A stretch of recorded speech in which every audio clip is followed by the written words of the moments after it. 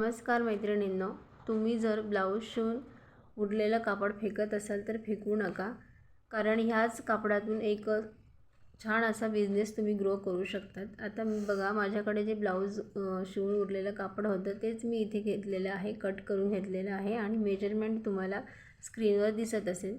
ह्या मेजरमेंटप्रमाणे मी हे पट्टी कापून घेतलेली आहे उरलेल्याच कापडातून आणि दुसरं एक ब्लाऊज शिवलं होतं त्याच्यातले ही पट्टी घेतलेली आहे।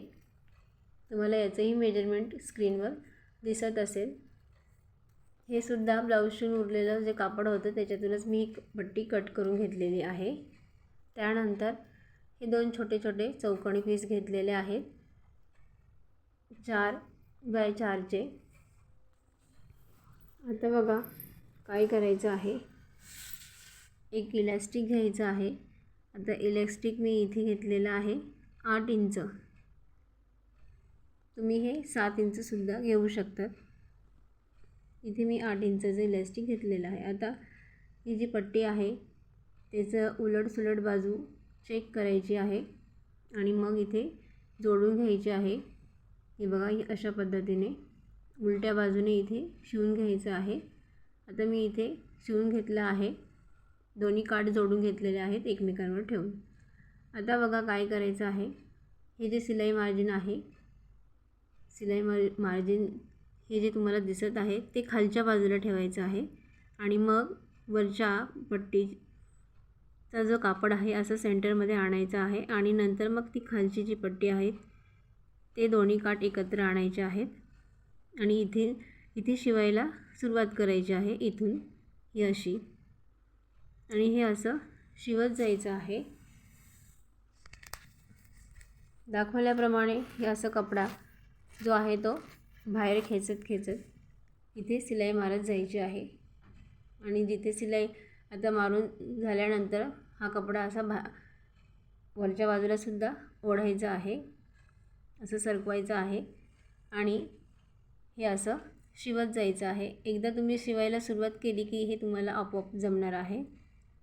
हे बघा, हे असं कपडा मागे सरकवायचा, नंतर जे काठ आपण शिवतोय तिथून कपडा आपल्याकडे खेचायचा। अशा पद्धतीने ही सिलाई मारत जायची आहे जोपर्यंत जॉईंटपर्यंत आपण पोहोचत नाही। आता बघा इथे जॉईंट आलेला आहे, तर तिथे थोडीशी जागा सोडून द्यायची आहे, पूर्ण ही शिवायची नाही, कारण कापड उलटवण्यासाठी तिथे थोडीसा स्पेस सोडायचा आहे। आणि तिथून अशी पट्टी ही अशी उलटून घेतली। आता ही पट्टी तयार झालेली आहे।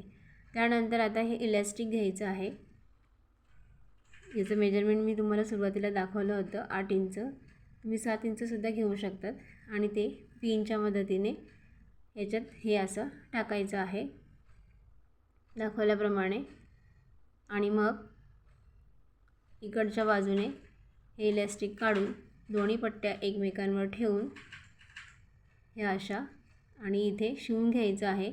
तुम्ही हे सुई दोऱ्याने सुद्धा शिवून घेऊ शकतात, मी इथे मशीननेच पॅक करून घेणार आहे।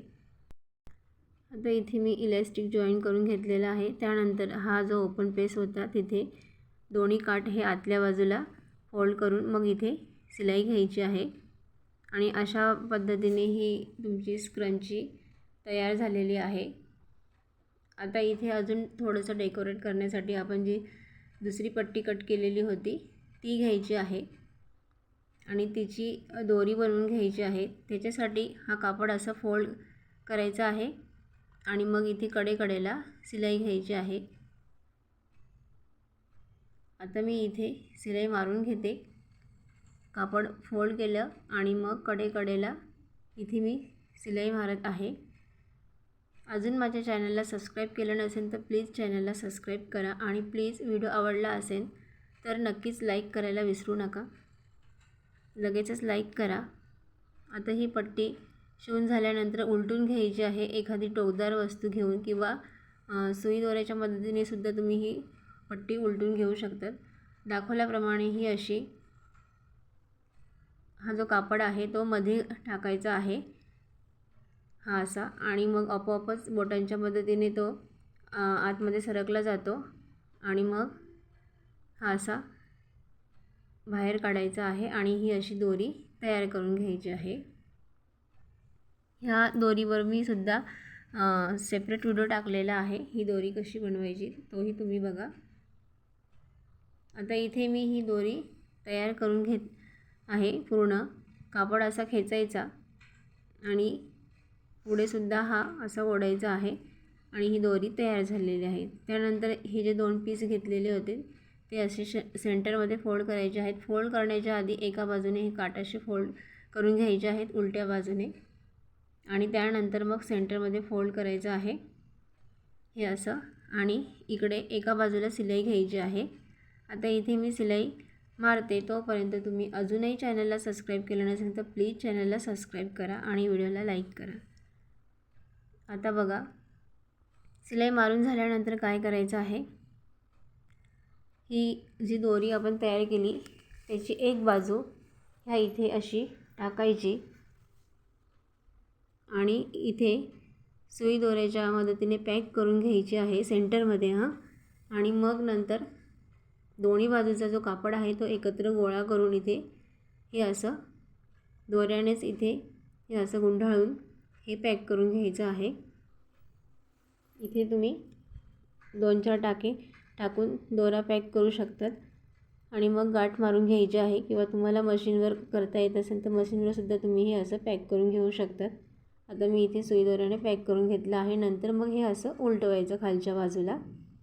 त्यानंतर मग आता इथे आतमध्ये हे काठ असे आतल्या बाजूला थोडेसे फोल्ड करायचे आहेत जर तुम्हाला हे मोठं वाटत असेल लटकन तर. आणि मग इथे तुम्ही कापडाचे छोटे छोटे तुकडे किंवा स्पंज जर असेल तुमच्याकडे ते टाकू शकतात किंवा कापूस जो असेल तो सुद्धा तुम्ही याच्यात टाकू शकतात. आता इथे माझ्याकडे फोम शीट होतं कपड्यातलं साडीतलं, तेच मी इथे तुकडे करून टाकत आहे. त्यानंतर आता परत सुई दोरा घ्यायचा आहे आणि मग इथे कसं पॅक करायचं बघा. आता इथे पॅक करताना हे असंच पॅक नाही करायचं कारण ही गाठ बाहेरच्या बाजूला दिसते दोऱ्याला जी आपण गाठ मारलेली असते ती. म्हणून काय करायचं आहे, आधी आतल्या बाजूने सुई ही अशी घ्यायची आहे म्हणजेच ती गाठ जी आतल्या बाजूला जाणार आहे आणि इथे 2 टाके टाकायचे आहेत. त्यानंतर मग आता ह्या बाजूने सुद्धा सेंटरमधून इथे 2-3 टाके टाकून घ्यायचे आहेत. सेंटरमधला जो कापड आहे तो एकमेकांजवळ आणायचा आहे असा आणि इथे सुद्धा हे असं पॅक करायचं आहे आणि इथे हे छान टुलिपसारखं इथे आकार इथे दिसतो. अशाच पद्धतीने दुसऱ्या बाजूला सुद्धा हे असं बनवून घ्यायचं आहे आणि खाली तुम्ही इथे लटकन लावू शकतात किंवा तुमच्याकडे एखादा मोती असेल तो सुद्धा तुम्ही इथे लावू शकतात. अशाच पद्धतीने ह्या बाजूला सुद्धा बनवून घ्यायचं आहे. आता मी हे सुद्धा तयार करून घेते. आता याला खर्च फक्त 10 रुपये येतो, पण तुम्ही मार्केटमध्ये हे विकत घ्यायला जाणार तर तुम्हाला कमीत कमी 40पासून सुरुवात आहे अशा ह्या टुलिप स्क्रंचीची. 40, 50, 60, 70पर्यंत जसा कापड असेल त्यानुसार 90 रुपयापर्यंत ह्या स्क्रंचीस मिळतात. तर तुम्ही सहज घरच्या घरी ह्या अशा तयार करून आपल्या शेजारी पाजारी विकू शकतात किंवा ऑनलाईन व्हॉट्सअपवर इंस्टाग्रामवर सुद्धा तुम्ही ह्या अशा स्क्रंची बनवून विकू शकतात. प्रॉफिटही छान आहे, मेहनतही फार लागत नाही आणि पटकन तयार होतात. बघा किती छान इथे दिसते. संपूर्ण केसांनाही बांधू शकतात किंवा वरती थोडीशी हेअरस्टाईल करून तिथेसुद्धा तुम्ही हे लावू शकता.